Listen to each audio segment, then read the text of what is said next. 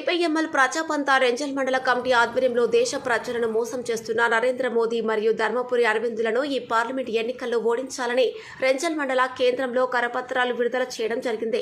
సందర్భంగా సిపిఎంఎల్ కార్యదర్శి నాగన్నార్ రాజేశ్వర్ నసీర్ మాట్లాడుతూ 2019 పార్లమెంట్ ఎన్నికల్లో పసుపు బోర్డు సాధన, పసుపుకు 15,000 రూపాయల మద్దతు, మినిమం సపోర్టు ప్రైస్ జాబితాలో చేర్చాలని ఆనాడు సిట్టింగ్ ఎంపీ కవిత పసుపు రైతులకు ద్రోహం చేసిందని రైతులు పెద్ద ఎత్తున ఉద్యమం కొనసాగించారు.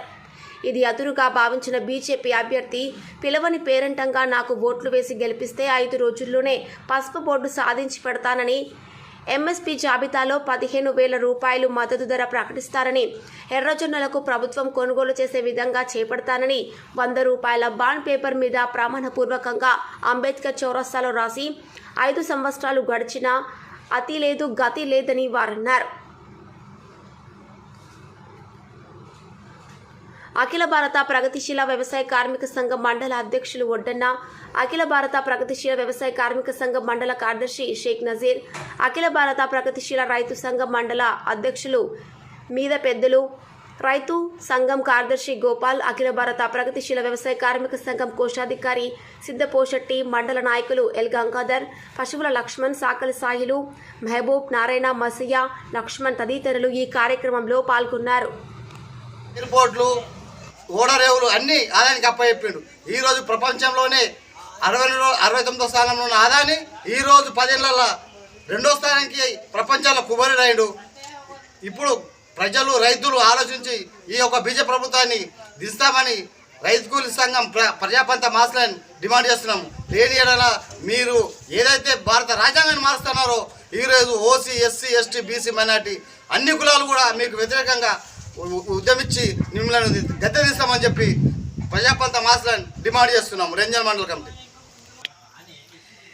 ఈరోజు ఈ పార్లమెంటు ఎన్నికల సందర్భంగా రెంజల్ మండలం బోర్గం గ్రామంలో సిపిఐఎంఎల్ ప్రజాపంత మాక్స్లైన్ కమిటీ ఏర్పడి దేశంలో 10 సంవత్సరాలుగా పరిపాలిస్తున్న ఈ మోడీ ప్రభుత్వం దేశంలో ఉన్న సంస్థలన్నీ ఆదాని అంబానీలకు అప్పచెప్పి పెద్ద పెద్ద కార్పొరేట్ సంస్థలని ప్రైవేటీకరణ చేసి ఇక్కడ ఎలక్షన్ రాగానే హిందూ, ముస్లిము, క్రిస్టియన్స్ అని చెప్పి ఇక్కడ హిందువులనే మత కళాలు పెట్టి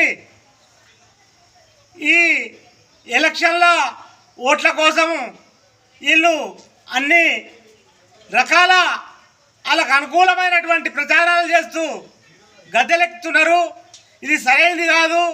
దేశానికి అన్నం పెడుతున్నటువంటి రైతులు దాదాపు 13 నెలలు ఢిల్లీ గడ్డ మీద పెద్ద ఎత్తున ఆందోళన చేసి 750 మంది ప్రాణాలని బలిగొన్నటువంటి మోడీ ఈ నల్ల చట్టాల మీద 13 నెలలు రైతులు పెద్ద ఎత్తున ఆందోళన చేసి 750 మంది బలైతే అప్పుడు చట్టాలను వెనుక తీసుకున్నట్టే తీసుకొని తూతూ మంత్రం చేసినట్టే